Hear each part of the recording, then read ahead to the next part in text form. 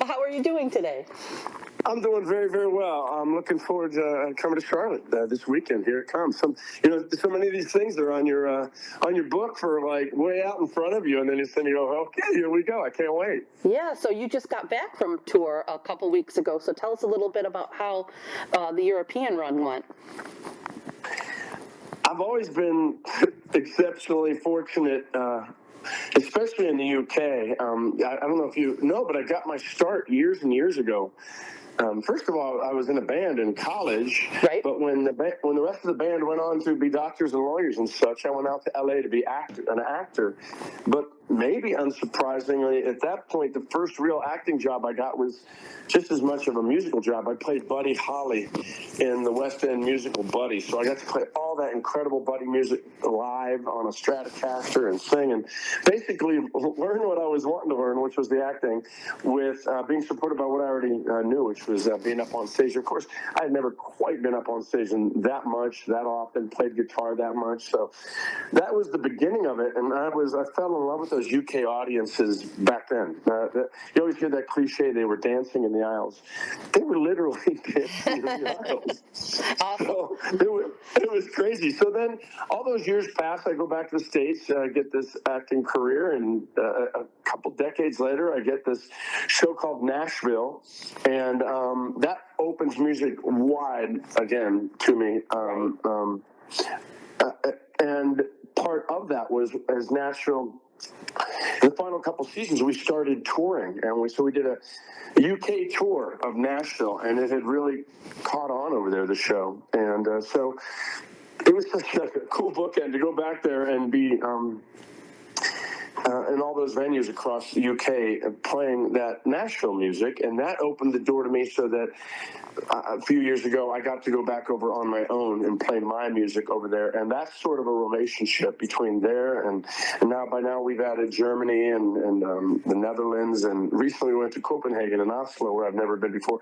So we just look to keep hanging on, keep returning to where we've been and keep adding new places, and this latest tour was, I think, my favorite. It was just really something special. I think mostly because I'm touring an album for the very first time. I've had all kinds of music out for a long time, but I've never released an album, which I think is a little more substantial, and that's what you do in Nashville. You put out an album and then you go tour it. And even at my age, I'd never had the opportunity to do that, and I see why it's so great, because they've spent some time with you by then. If they've listened to your album, they've gone on that journey with you. So being on that stage, and you can see out in the audience and see, people reacting when their favorite song comes along, people singing along, blew my mind. And, there I am in Oslo, and somebody's singing every word to every one of my songs, and you're trying to wrap your head around it, but all you can do is appreciate it. Yeah, amazing experience. And now this Friday, you kick off the U.S. leg of the tour, and you're coming right here to Charlotte, North Carolina, and you're going to be at one of my favorite venues, Neighborhood Theater. So tell us a little bit about, what U.S. fans are going to see and hear when they come out to one of the shows. Well, I think that probably the best way to know that would be to go to any of my streaming services. That's the music I'll be playing, like certainly the new album, but then I'll be playing some older ones too. I always like to add a cover here and there, and maybe one that's not expected, a little bit more unsurprising. Nice. But mostly for me, what it's all about is about, and this is really cool because a lot of the reviews over in the UK and Europe, this was the first thing they mentioned. So when they mention the first thing you're going for, that always feels so great. And that answer is connection. I never want anybody to come to my concert where they just sort of sat out there and they heard all the music and they thought it was great and then they left. Right. I always want more than that. I want to. One of my songs on the album is "Make You Happy." He says, "I want to make you happy." Well, yeah, I want to do that. I want to make you. There's some songs where hopefully it'll touch you in another way. And there's folks that cry and laugh at the same concert, and I can say sing along. Or I want to make a connection is what I'm after. I want to make a moment that not only do you remember, for years and years, but I remember too, because every audience is different, and because of that, every night is utterly unique, and so we'll create something together that hopefully we hold on to for a long time. I always say that if you're looking for perfection, there would be other nights for perfection on the neighborhood theater calendar. This is the night for connection. Absolutely. Nobody cares if there's a missed note at a live show, or somebody starts playing the wrong song or whatever. Oh, nobody cares. Nobody cares about that. Not only do I agree with you, but I think often it sort of punches through the pretense of, hi, I'm up here the performer and you're out there the listener, and it engages you on another level where we're all together and this thing just happened. I guess maybe some of that comes from the fact that I've done improv for so long. I was on that Whose Line Is It Anyway for years, and what you found out there is sometimes when things go a little sideways, what it does is it makes it more real. It all goes to another level, and everybody, joins in on it. So I'm not looking to make those but then again, I don't have to. They'll find me, and in those moments, it'll be very real. And you know what? Especially the way I'm performing this time. I'm certain the next time I come back, I'll at least have a few sidemen and a band. This time, just like my UK tour. This is me on my own. I had keyboard at a couple UK dates, but this is me. I'll have a piano and a guitar. And so that sort of allows to another level of, audience intimacy too, where we're just right there in that moment. There's not some big train blowing through that theater. There's a one-on-one, moment-to-moment interaction with these songs. And I can't wait to see what it is. Absolutely. Those are the best shows. I think so. So it's funny because initially you start going, oh, you need all the firepower, you want the whole band, and by the way, I love that, and that right. I always like to shake it up, so that'll be stage 2. That'll be the next time. But there's something lost, I think, in those bigger shows like that. It's harder to search to find that more delicate connection and moment to moment thing, because the whole band's cruising on and off we go, and here's the next song and everybody's ready, as opposed to just sitting in it and being with it. And believe me, there are moments that will rock, and we'll all be clapping and we'll all be having a good time, and hopefully you'll end up on your feet before I say goodbye. But there will be other moments that are just, church quiet and beautiful. Awesome. Those are the best shows, when you can reflect, cry, laugh, sing, dance, all in the same show. That's what makes for a really great experience from a fan's point of view. I think so. It's funny because you remind me as an actor. I had in my early years in Los Angeles, I had a wonderful acting coach named Howard Fine, who had this wonderful. He had this phrase. It's sort of like a test of whether acting was good, whether the emotions you were acting were genuine, or were here's a good test of it. He said, authentic emotion travels. And I just think that is so dead on. It's like you can't, go pick your favorite album from whatever it is. Mine would have been probably Born to Run. And you can't stay parked in the same feeling for too long. Your body sort of rebels against it and gets bored. So that's why these albums are so great, because you go different places on the journey, and now we take it down, and now you lift it up, and not just volume wise, but just emotion wise. So right. Yeah, I agree, and that's why places like this are so fantastic, because you can do that, and you can take that time to do that. That's fantastic. We can't wait. And tell us a little bit about the album, because you've done music for pretty much your whole life, and this is the first actual album that's come out this last January. So kind of how did that all happen? How did it come together for you? Well, I think the biggest reason is because of how highly I value in quotes, the albums. You know what I mean? I love the single. And as a kid, I loved all those one-hit wonders and those one songs, and any single song could could take me somewhere. But then as you get older, you find, especially back when I was growing up, the album. Yep. And the album is, like I said, a journey. And you put that needle down, or you put it in the CD player, or you put it in your headphones, or you're streaming it. And I hope you have some time with it, because you're like walking side by side with a friend for a long time, hearing a whole bunch of stories. I guess as an actor, another good analogy would be that a single would be like a scene, or in some cases even like a sketch, but an album is more like a movie, and where all the different songs on it are the scenes. So one leads to the other. As a kid, I remember very well listening on the radio, and you'd hear a song, and when it finished, you knew what song would be next if you were listening to the album. You could hear it as though it was, as they were connected and went together. So I think because I held the album in such high regard, I waited for a while. I mean, believe me, I like I said, music got reopened for me. So let's start with that I didn't know I'd ever put out an album until I got Nashville in my early 40s, so my mid 40s actually. And so that opened the music back up. And then when I was in Nashville, I wanted to make the absolute most of it, because here you are surrounded by the single best songwriters and players and producers. Right. And I'd been songwriting my whole life. So I just started, I made it. It was important to me that if anything happened to the show, we got canceled, or if I had to go back for another job, that I never look back and say I didn't make the most of my Nashville time.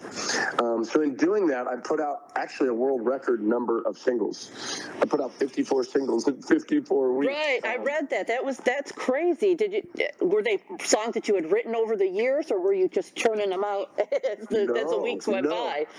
Well, I had a handful probably ready to release, like 5, I'm going to say, maybe 6. And I had a bunch that were like in the early stages, and maybe like 1 or 2 ideas or 4 ideas. So I think total, when I promised my social media following I was going to put out 1 brand new single every Friday, I probably, if you would ask me right then, say, Chip, how many do you think you'll do? I probably would have said, I bet I'd do like 20, because I didn't have more than that. Right. But it ended up, what happened was, once I started releasing them, so often we make this music, and part of the whole label situation is you put out a single and you work that one single, in some cases nowadays, for years.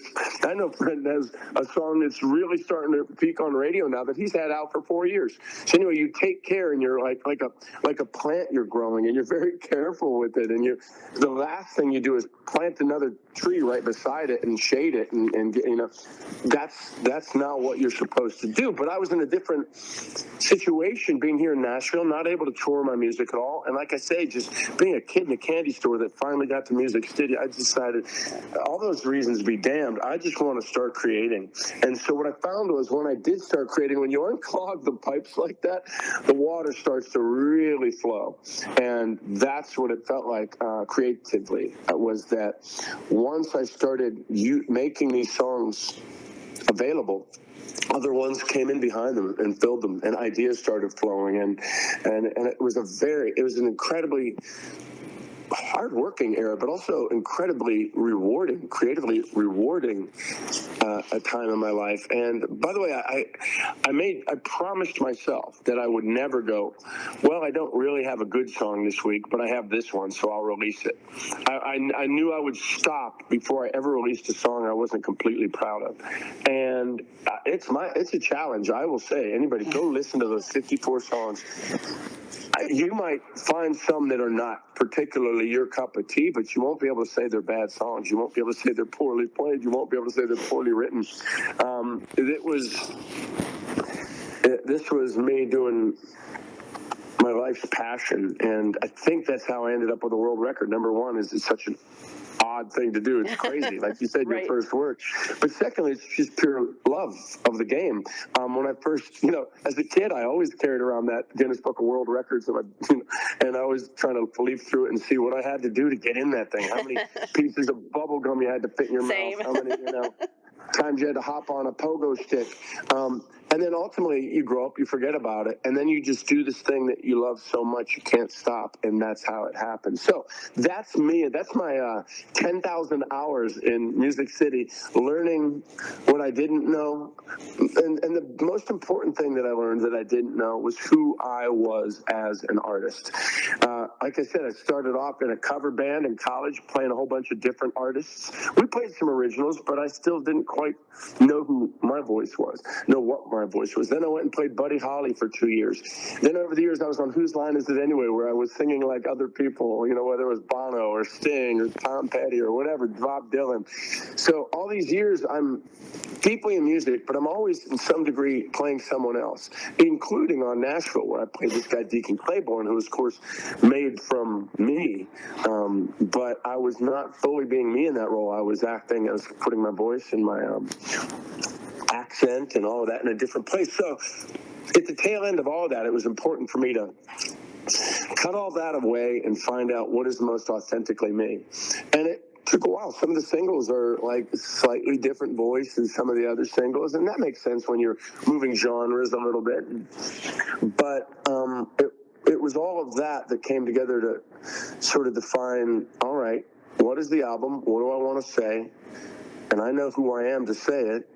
So here we go, finally. And it's been really wonderful. I'm so grateful that I got to do this, and now that I get to go tour it.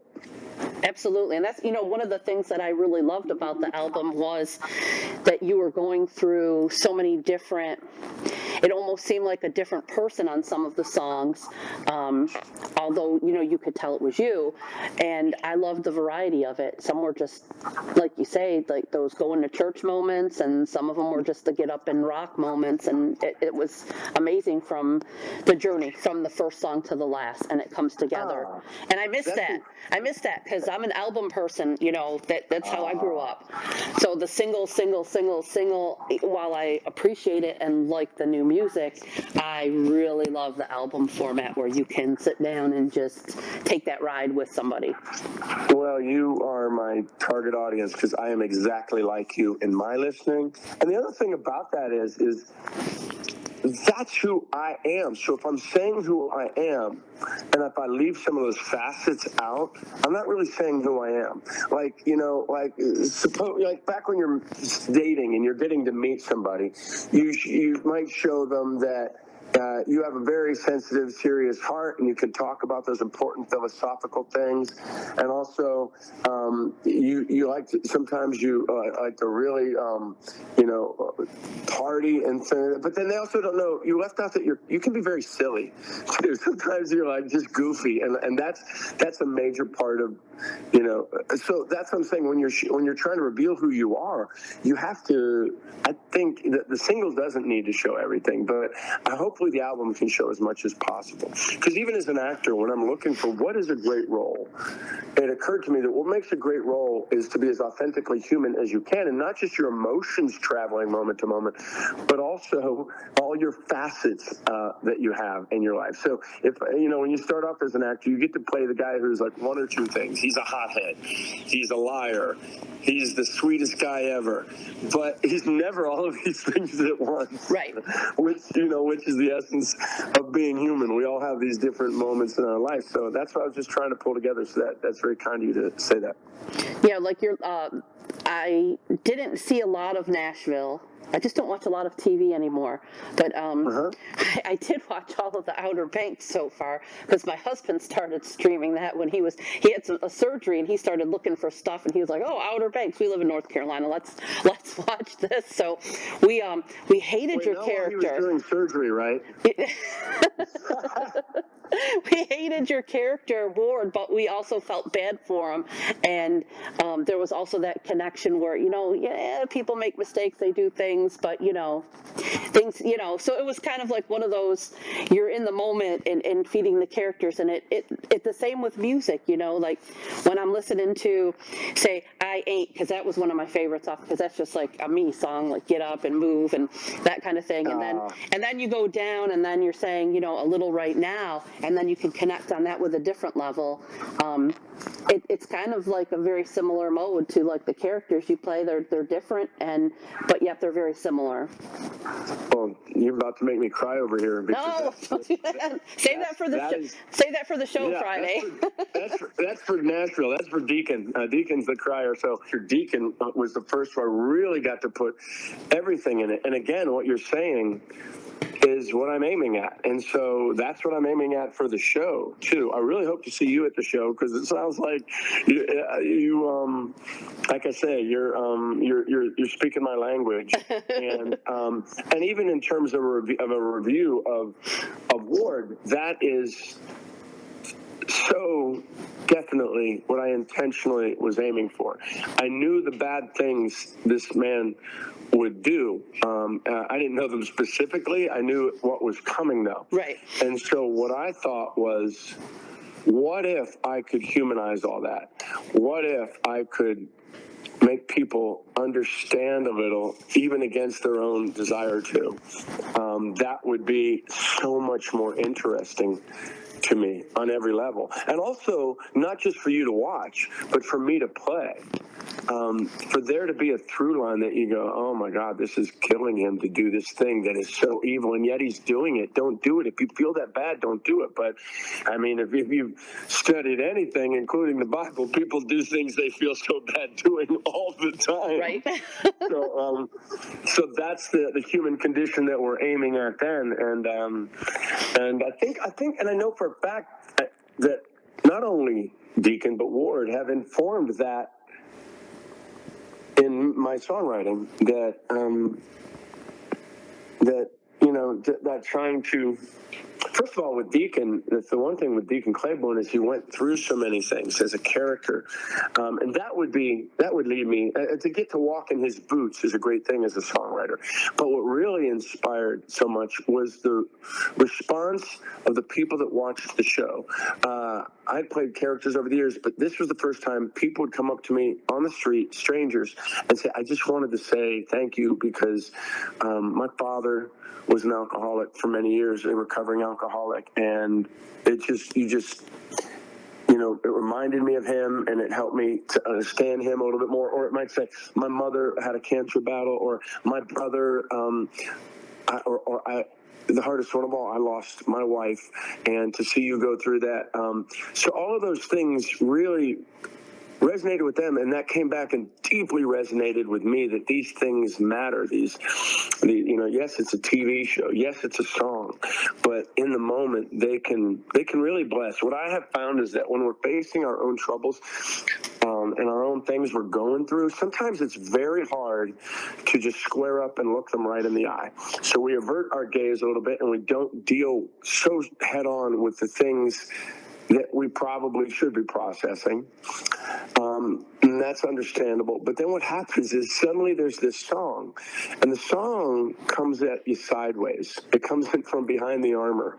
And the TV show you're just watching with somebody, and suddenly this guy is going through this thing, or this woman is going through this thing, and suddenly you're sitting there and there's tears on your face, and it's not just because of the drama, it's because you're processing something that you've been through, or somebody you've loved deeply has gone through, and that's a very good thing, and it feels like a very good thing.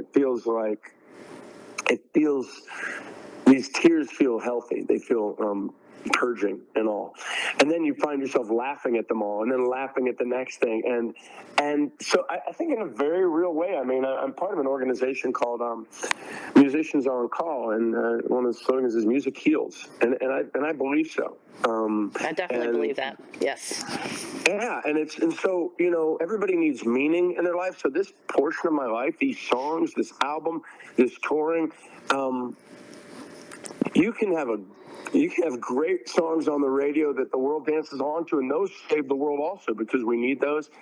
And man, I hope to have that one of these days. But in the meantime, my reward, my award, my Grammys are just that interaction and those people having those moments. That is so incredibly, it's so meaningful to me. And it's what drives me, what makes me get on a bus and head to Charlotte. I cannot wait. I cannot wait. I hope I can convince my boss to give me the night off so I can make it out to the show. I'll write you a note. I'll tell him that. You'll write me an excuse. Well, thank I'll you. do it, yeah. Thank you so much for taking the time to talk to me today. I love the album, and I know the show at Neighborhood Theater this coming Friday is going to be great here in Charlotte. And I hope the whole tour goes just phenomenally for you. Well, that's just so kind of you. And like I say, it's my guess and my hope that I get to meet you, Chris. And thanks again. Awesome, Charles. Have a great day. Thanks. Bye-bye. Bye-bye.